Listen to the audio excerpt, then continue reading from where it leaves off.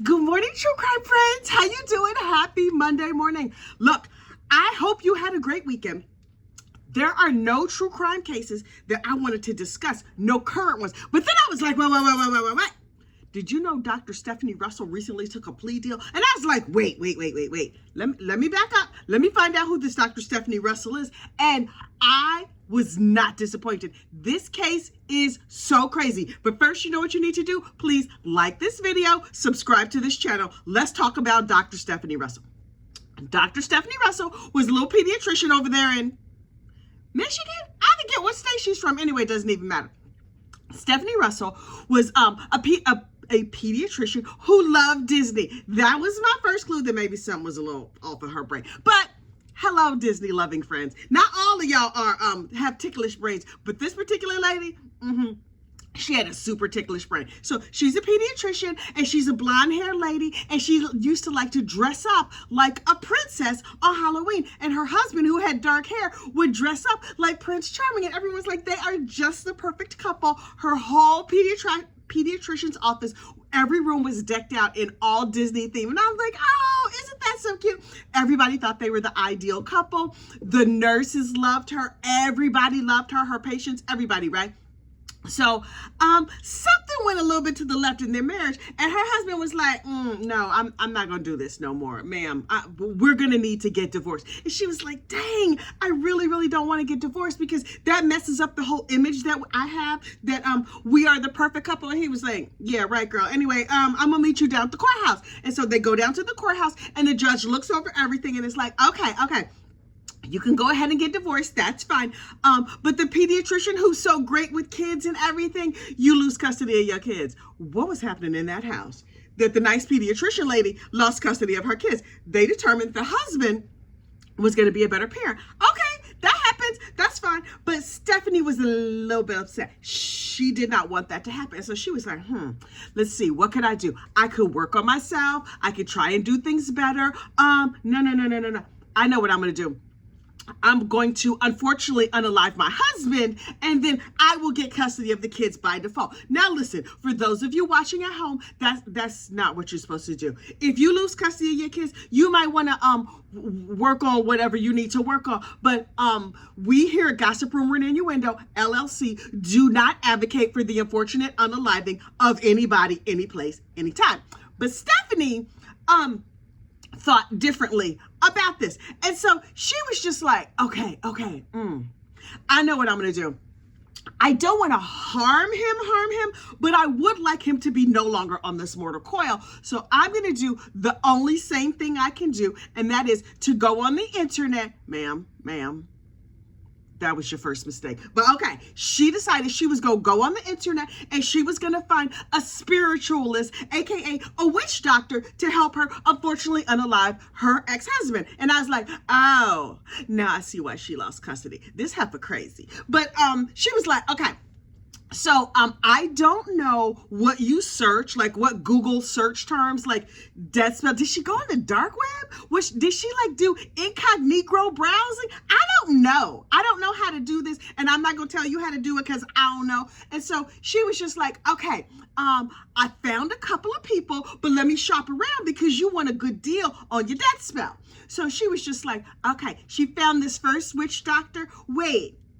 Is that the politically correct term for a voodoo practitioner? I don't know. We're going to call her a witch doctor, but I don't want to offend our witch friends or our doctor friends. So just please know I'm just using that term because I don't know the right word. So she reaches out to the first witch doctor, a lady named Mama. Really?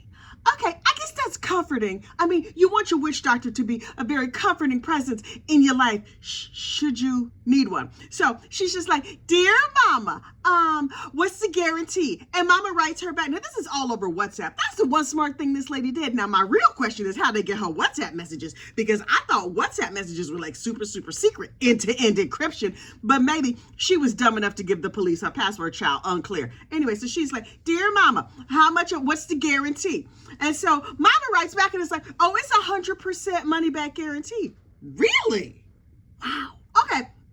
She was like, okay, what is your success rate of unfortunately unaliving people? And Mama wrote her back, it's an 85% success rate. Ma'am, that math is not mathing. If it's an 85% success rate, what about the people who don't slip the surly bonds of this earth? Do you still get your money back? It's only money back if they go. I guess Dr. Stephanie should have read like all the terms and conditions of the unalive spell. And is it like a do-it-yourself kind of situation? Do they just like give you the recipe, or do you pay them the money and they take care of it? I'm not sure how it works, and I am not about to Google it because y'all not taking me off to jail. So anyway, finally she was just like, okay, the most important question, what is the price? And Mama's response, as laid out in these WhatsApp messages, it depends on the number of people. What? Wait, you get a bulk discount for unfortunately unaliving several people? Is that like a group of... Yo, I was just like, okay. My mind is completely blown. These are things I had not considered. Also, just so you know, I have never tried to purchase a death spell over the internet. So maybe this is just standard fare and I don't know. And so Dr. Russell was like, okay, thanks so much. I'm still shopping around. I'm doing some comparison, some price shopping. And so I'm going to get back to you. And then she finds another spiritualist. I think that's what they called it. She finds another spiritualist. And she was like, hey, girl, hey, listen, I have a couple questions. What's your guarantee? What's the time frame? Now, the new lady was like, my price is only $430. Well, that seems like a good deal compared to the other lady, Mama, her price was $580 per spell. But you know, a discount for the more people you wanted to, unfortunately, unalive. Okay. Oh, and Mama was like, prepaid, you have to prepay it. It's cash only. So does that mean you can only use a witch doctor in your local area if it's cash only, like cash and carry? I really, in my mind, you walk into like the witch doctor's office and you're like, here's a bundle of cash, and they give you like a little take-home baggie of stuff that you can do, and you like have to mix it up in a pot, but if the recipe goes wrong, child, I don't know how it all works. Anyway, so she found another lady who was just like, okay, it's $430, and it's guaranteed to work within 6 hours. Really? Is it time release? I have so many questions about these spells. But then the second witch doctor was like, but you have to pay half up front. And then it occurred to me, this is probably a scam, right? Because if the spell does not work in 6 hours, they can give you all the guarantees in the world. But what you gonna do if it doesn't work? Like, are you gonna... Hello, Better Business Bureau. I would like to file a complaint against Mama the Witch Doctor because I purchased a full price unalive spell and it did not work. My enemy is still alive. Y'all, I have so many questions. Also, is there witch doctor confidentiality? I need to know, because if you're having all of these questions and you're back and forth with all of this stuff, how you know she's not just gonna go to the police? She's gonna be, hello 911, hello FBI. It's a lady over here trying to get me to unfortunately unalive her husband. Also, this is the best side hustle in the world. It only includes talking. Assuming you don't believe in these things. I'm saying, somebody text messages me and I'm like, it's $4,000 guaranteed to work in 1 hour, but it's 100% prepaid. Okay, they send me the $4,000 and I just go on to scam the next person. What they gonna do? And I'm gonna be like, and I'm gonna tell the police because I recorded the whole phone call. I would not be good at this business. So anyway, I suspect there's no witch doctor confidentiality. And then so Dr. Stephanie finally found the right witch doctor for her. Good for her, I guess. So she was like, okay, the down payment. Now, you told me it was $430. Okay, I appreciate the fact that she went with the lower price lady because I too like to pinch a penny. You can never go wrong with a coupon. And so she was just like, okay, $430, 50% down. Listen, I'll have that much. Ma'am, I thought you were a successful pediatrician with the Disney practice over here, dressing up like Cinderella and all your husband's Prince Charming and all that other stuff. How come you don't have $430? And wait, you don't even need the whole $430. You just needed the 50% down payment and you don't have it. She was just like, do you take PayPal? Can I Venmo you? And the second witch doctor was like, no, give me my money, heifer. And so she was like, okay, I can give you $50. And the witch doctor was like, no, it's 50% down. Finally, they negotiated back and forth all over WhatsApp. And I am not making this up. All of this is in the WhatsApp messages. Y'all, this story is unhinged. Finally, they agreed on a price of $50. $50? That seemed like a bargain. And then, because the witch doctor was like, well, I have to buy supplies. What supplies? I just figured she did it with her mind. There's supplies involved? Where do you buy eye of newt and like a fig leaf? I don't know.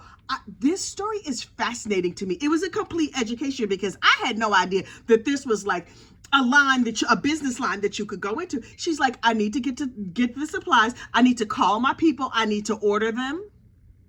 Amazon? Does Amazon? Look, I see y'all over there checking out Amazon for like unalive spells. Anyway, don't do it because I think the FBI something might be watching. Listen, you know Elon Musk or whoever is in charge of Amazon gonna turn you in. They listen to you right now. They're gonna start sending you voodoo dolls and your things you might be interested in. So anyway, then Stephanie had a couple more questions. Number one, is an animal sacrifice required? I didn't, that's a thing? People actually, what kind of animals? Can I just get like a pack of chicken thighs down at the shop right now? We call that an animal sacrifice and then I can eat them for dinner too? Like double duty, because I love something that's a multitasker. It also, like, okay, yes, this is an animal sacrifice. Somebody sacrificed this animal. Also, chicken thighs, yum. Anyway, and so the witch doctor was like, no. I use voodoo. Okay. Like the little red dolls and you stick the pins in it. Unclear. So she goes through the whole witch doctor process, pays them $50 down, and it doesn't work. Gee, that's shocking. I can't believe the unalive spell didn't work. Now, some of the other messages that got revealed included, some of the witch doctors were like, girl, don't do a death spell. That's so bad. It's bad karma. The witch doctor has more integrity than the pediatrician. What world are we living in? Anyway, they were like, just do a banishment spell. And Stephanie was like, because if I banish him and make him go away, he might take my kids too. And I don't want that. Ma'am, what you need is a therapist and possibly a trip down to the nervous hospital. But that ain't none of my business. So Stephanie was like, okay. This witch doctor thing has been labor intensive and it is not working out good. I should have gone with the lady who was more expensive, but guaranteed me 100% money back guarantee on an 85% success rate. But that's not the way she went. So she was like, okay, my nurses love me. You know what I'm going to do? I'm going to ask the nurses down here at the office if they can recommend a hitman, because I'm sure these nice ladies and these lovely Disney scrubs will know exactly where I can find a hitman. And so the nurses were like, oh, Stephanie, yeah. My cousin's brother's ex-wife, she knows a hitman. And so Stephanie was like, oh my gosh, thank you so much. You're such a lifesaver. Listen, if you could put me in touch with your hitman. And the nurse was like, no problem, girl. Hello, FBI. Listen, I'm working for this crazy lady. She probably belonged down at the nervous hospital, but she just asked me for a hitman. Can y'all send somebody over? And the FBI was like, of course, girl, because that is what we do. And so they set up some dude. They like dressed him in hitman attire. I don't know what hitmen wear. Something tells me jeans though, and like a concert t-shirt. Like they look very police, maybe long hair. Anyway, so she was just like, hey, hitman, how you doing? So nice to see you. Yeah. I know everybody tells me I look like Cinderella. Listen, can you unfortunately unalive my husband? And the hitman was like, of course, ma'am. That's what I do. And so she was like, okay, great. How much is this going to cost me? Hang on for a minute, because I got a little amphibian living in my throat this morning. Hang on. Stephanie was like, how much is this going to cost me? And the hitman said $7,000. And she was like, okay, cool. Wait. You could not afford to pay the $430 for the fake witch spell, but you were willing to pay $7,000? I guess bullets are more of a guarantee than like eye of newt and the feather of an eagle or whatever it takes to do a spell. So the hitman was like, okay, this is what I'm gonna need you to do.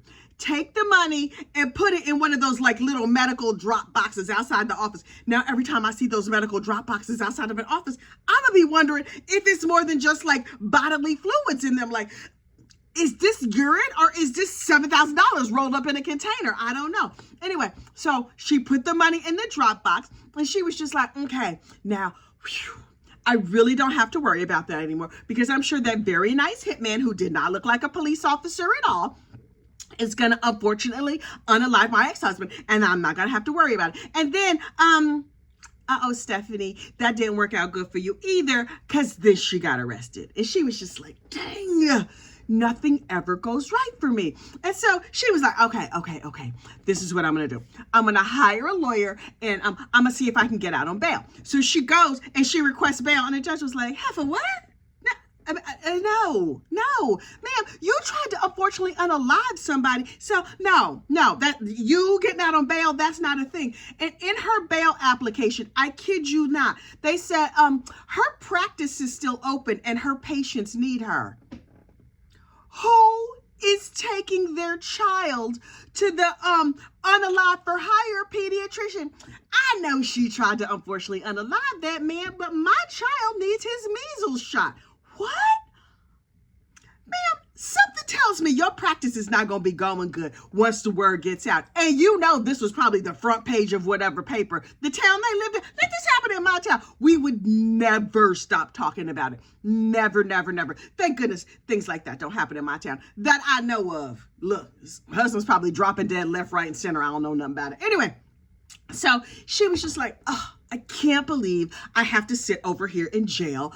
They have arrested me. This seems wildly unfair. And the husband was like, she did what now? Okay, she's not getting visitation. I'm not taking the kids down to the jail. She's not going to see none of us ever again. Meanwhile, her lawyers were like, can we just send her off to the nervous hospital? Because clearly she needs to go to the nervous hospital. And the judge and them was like, nah. Because you remember that $7,000? It was in the drop box next to the pee. And yes, it was gross that it was next to the pee and blood and spit and whatever else they put in them little drop boxes. But no, she cannot get out for free. Her lawyers were like, okay, I know you think she's a terrible person, mostly because she is, but we have some proof that she might have a little bit of a ticklish brain and she would do better down at the nervous hospital than she's going to do over there in the prison. And the judge is like, really? Well, tell me what it is. And so her defense team releases all of her WhatsApp messages. Oh yeah, we know about the bargaining with mama and the chicken thighs and the eye of Newton, all of that from Stephanie Russell's text messages that were released by her defense team to the court.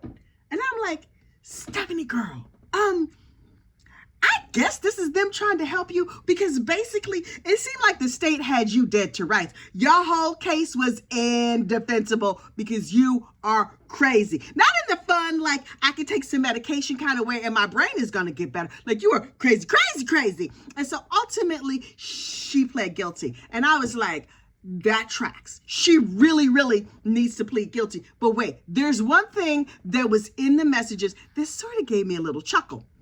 They said, instead of saying like, I'm going to leave $7,000 for you next to the PP in the box outside, she was referring to it as Christmas flowers.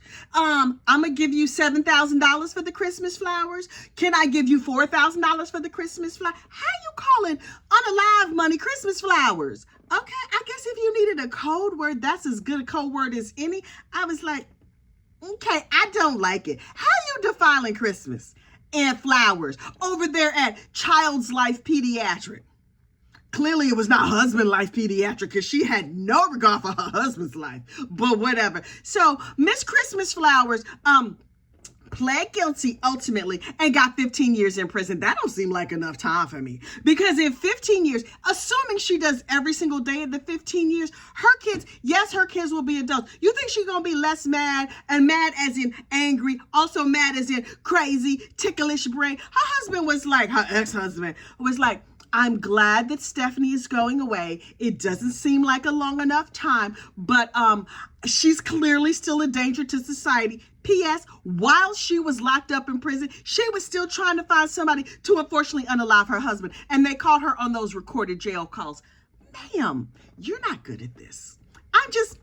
I'm not saying you should retire from being a pediatrician, but you should probably retire from being a pediatrician. You should also probably retire from trying to unfortunately unalive people because you're just not good at it. Maybe you're good at dressing up like a Disney princess, and maybe you're good at making everything look good, but this whole unalive for hire thing, Something tells me that Miss Stephanie is probably going to be in jail for a lot longer than that 15 years that she pled to, because she don't seem like a girl who's real good with rules. So I'm pretty sure she's going to break some more rules while she's over there in the jail, in the prison. And so she's probably going to be there a long time. Good luck to her.